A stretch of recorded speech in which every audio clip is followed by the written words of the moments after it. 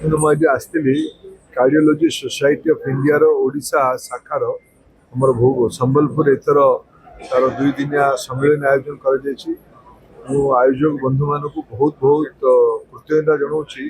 ये एक महत्वपूर्ण समूहर बैठक आमर सहर संबलपुर आयोजन कर प्रकार अधिवेशन हेले ये प्रसंग उपर आलोचना हुए नुआ नुआ प्रैक्टिस उपर भी जानापी मिले। आज बहुत ये सहर आखपाख जिलार डॉक्टर मैंने थे समस्ते मिसिके सम्मेलन को सफल करेले यहाँ मोर विश्वास। मुझे कृतज्ञता जनइली कि मत ये आप निमंत्रित कर मत गोटे विषय जना पड़ा बुर्ला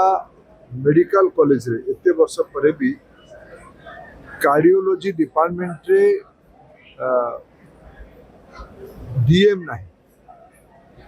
मैंने पीजी सीट एठी नहीं इठी याकू व्यवस्था करने पड़ो। मो राज्य सरकार को अनुरोध करी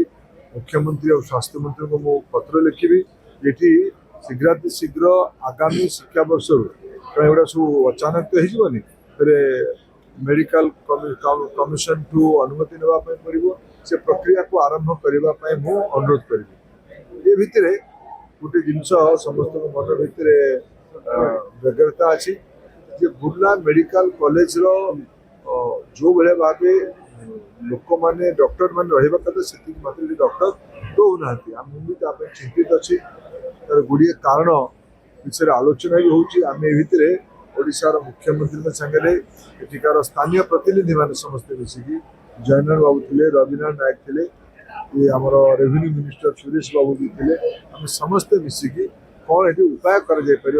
किसी आलोचना करूँ। मोर आशा राज्य सरकार से निश्चित किसी ना कि मूल विषय अच्छे एठिकार मेडिकल कॉलेज रे खाली पड़ा पदवी गुड़िक शीघ्र डॉक्टर मान नियुक्ति हूँ। मोर आशा राज्य सरकार उचित पदक्षेप ने सर सुगर बोर्ड बाबत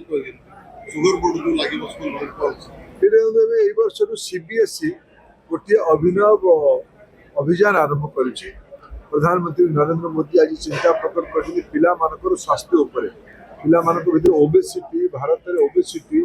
मोटापन गोटे बहुत बड़ चिंतार कारण है तेल मिठा एगुड़ा कमेवा पड़ो। सीबीएसई आपको ध्यान रखिकी सचेतनता बढ़ापी स्कूल गुड़िक सीबीएसई आफिलिएटेड स्कूल गुड़िक गोटे सुगर बोर्ड रो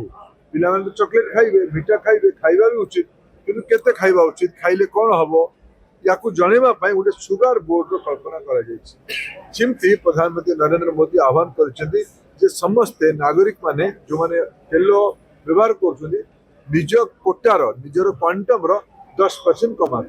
ता द्वारा भी लोकंर स्वास्थ्य उपर प्रभाव पड़ो।